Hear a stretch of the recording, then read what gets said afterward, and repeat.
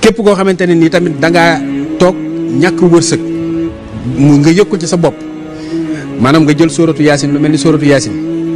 nga bind. asalaamaaleykum mbokki taalibe yi yéen ñi nga xam ne yéen a ñuy topp tey nag dañ leen indil vidéo bu gàtt boo xam ne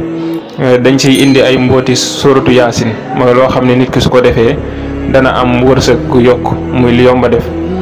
avant loolu tamit danañ indi ki nga xam ne dafa nekk place di fa liggéey bëgg faa am jàmm bëgg tamit kenn du ko licencier wala ki nga xam ne dafa bëgg liggéey amu ko li nga xam ne su ko defee yàlla dana ko tawfeexal bu may ko liggéey boo xam ne dana si suturlu muy ay njariñ yu yomba def kon ñu bàyyi leen ngeen teewlu ko di ñaan tamit ngeen abonné te partage vidéo yi si réseaux sociaux yi ñoo ngi jégalu bu baax wasalaamaaleykum wa rahmatullah ñu bàyyi leen ngeen teewlu. moom salaatu boobu. mais ñi nekk ci liggéey. bëgg a sax ca liggéey ba. yàlla suturaal leen ca liggéey ba ñuy liggéey. ñu ca wàññeeku di gën a yokk. ñooñu loolu leen liggéey. waaw léegi ki nga xamante ne bu ñëwee ci place comme ni léegi mu nekk ci place ñu bëgg ko faa jëlee wala mu nekk ci place bëgg fa am jàmm ba lay dugg ci barab bi muy liggéey rek na tari ñeenti inaa anzalnaahu ak benn xunóot. ak benn xunóot waaw ñeenti inaa anzalnaahu ak benn xunóot képp koo xamante ne yaa ngi koy def ci place bi ngay liggéeyee bu soobee yàlla da nga fay jëm kanam rek waaye doo fa dellu ginnaaw wala boo xëyee ngay def kursi yu juróom-ñeent benn laxat jaakom bu guddee nga def juróom-ñeent laxat jaakom ak benn kursi yu bu soobee yàlla képp ku la jéemal ci sa wàllu liggéeyukaay wala ci sa wàllu am-am wala ci sa wàllu maanaam sa wàllu siiw ak yooyu xeet yooyu sunu borom da koy toroxal rek man dama bëgg nit ñëpp delluwaat ci yàlla dellu ci alxuraan te xam ne lépp mi ngi ci alxuraan amul lenn loo xamante ne nit ki mi ngi koy bëgg ak loo mën a doon bu dee milliard nga bëgg sax alxuraan day joxe milliard waaw alxuraan da koy joxe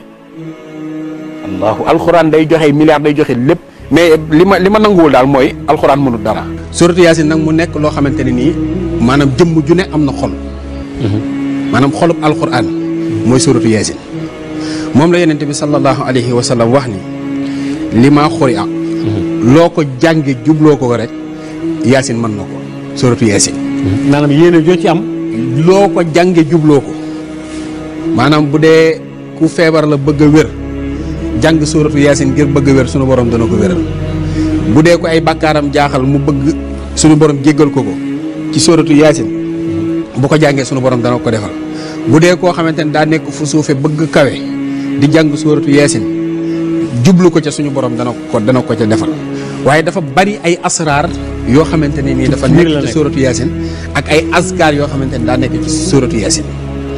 yi nga xamante ne nii mën nañ koo baaxee képp koo xamante ne nii tamit da ngaa toog nga bind inna haza la rizquna ma lahu min nafad ba saar wi jeex nga boole ko ak ndoxum zam-zam boole kook laj ko lañ te fekk nag sa jëmm sell ndax alxuraan lu sellul bokk ci nga di ko jëfandikoo insha allahu rabbi sunu borom dana la may wërsëg bu dee wàllu xaalis la moo la jafe nga bind sóoratu yaasin diggante aaya bu ne nga def ci wajjaxaltu lahu maalan mamduudan ba saar wi jeex nga wut mboolem këyiti xaalis yi nga xamante ni existé na yaa xam dollar la euro wala xaalis yi nga xam ne da nga koo bëgg di bari le nga fexe ba dugal ko ci biir saafara si maanaam di ko sangoo fu sell insha allahu rabbi sunu borom dana la dimbali nga am